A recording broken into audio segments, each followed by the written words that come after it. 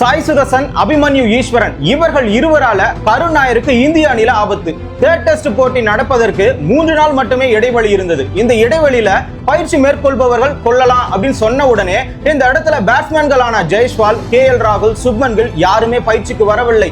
ஆனால் கருண் நாயர் அவர்கள் ஜடேஜா மற்றும் குல்தீப் யாதவினுடைய சுழற்பந்துகளை முழு நேரமாக எதிர்கொண்டு பயிற்சியில் தீவிரமாக ஈடுபட்டிருந்தார். டெஸ்டை பொறுத்த வரைக்கும் கருண் நாயரினுடைய தேர்ட் பிளேஸுக்காக சாய் சுதர்சனும் அபிமன்யு ஈஸ்வரனும் காத்து கொண்டு இருக்கிறார்கள். இதுவரைக்கும் கருண் நாயர் அவர்கள் 4 இன்னிங்ஸ்ல விளையாடி 19.25 பேட்டிங் ஆவரேஜை வைத்துக் கொண்டு 154 பால்களை தொடர்ந்து எதிர்கொண்டு 4 முறை கேட்ச் கொடுத்து அவுட் ஆகி இருக்கிறார். ஆகையினால இவருக்கு பேட்டிங்கை தான் மேம்படுத்த வேண்டும் என்பதற்காக தொடர்ந்து பயிற்சியில தீவிரமாக ஈடுபட்டு இருக்கிறார். ஆனால் சாய் சுதர்சன் ஒரு போட்டியில மட்டும் விளையாடி அதுல 30 ரன் அடிச்சு அடுத்த போட்டி வாய்ப்புக்காக காத்து கொண்டிருக்கிறார். அபிமன்யு ஈஸ்வரன் வாய்ப்புக்காகவே காத்து கொண்டிருக்கிறார். இப்படி இருக்கக்கூடிய தருணத்துல இந்த இருவர்கள்ல ஒருவருக்கு வாய்ப்பு கிடைத்து அந்த தேர்ட் பொசிஷன்ல தன்னுடைய திறமையை நிரூபித்து விட்டால் 33 வயதான கருண் நாயருக்கு வாய்ப்பே இல்லாமல் போகும். அந்த வகையில நடக்க இருக்கக்கூடிய 3 டெஸ்ட் போட்டிகள்ல கருண் நாயர், சாய் சுதர்சன், அபிமன்யு ஈஸ்வரன் இவர்களில் யாருக்கு வாய்ப்பு வழங்க வேண்டும் என்று கமெண்ட்ல சொல்லுங்க.